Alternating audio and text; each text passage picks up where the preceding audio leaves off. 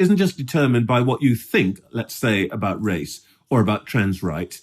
It's also influenced by what you are and what you look like.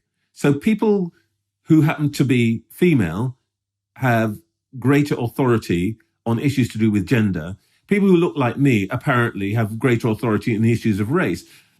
Well, this is all a bit bizarre, isn't it?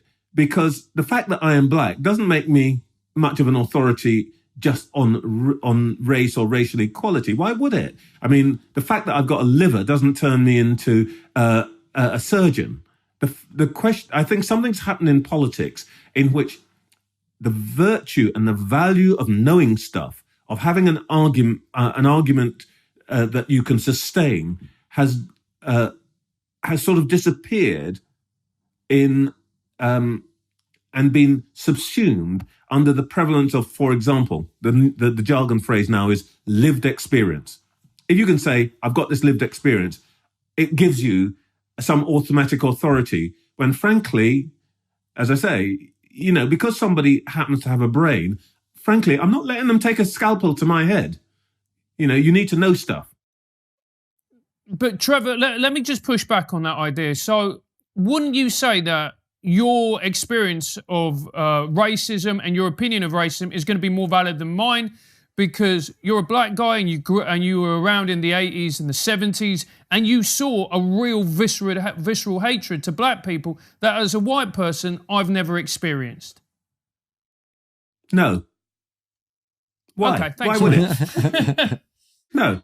I mean, the point is, look, I've experienced those things.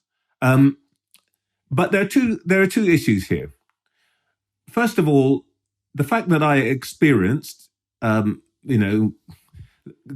on leading demonstrations against the National Front in the 70s doesn't say anything about my knowledge and ability to deal with the ethnic pay gap in a large corporation. There is absolutely no particular relationship between those two things. And the question you have to ask yourself is, which one of those things matters more today? The National Front doesn't exist. We put the British National Party out of business.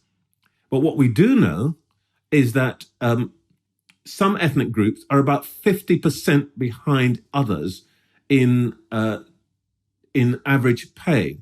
Which one of those things is most important right now?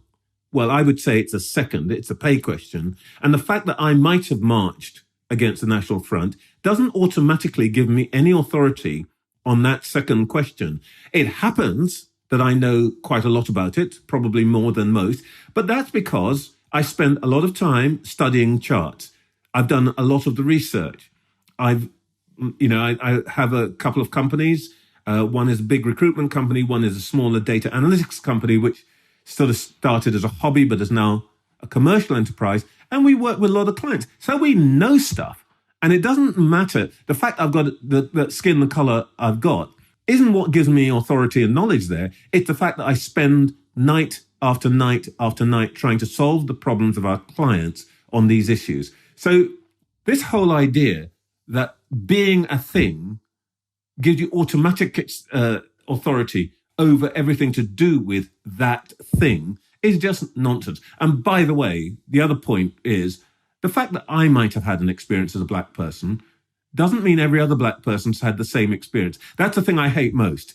The idea that once I've walked into a room, everybody thinks that they know exactly everything about me and that every other black person is exactly the same. Now, if you want to put the R word on anybody or any kind of thinking, that's it.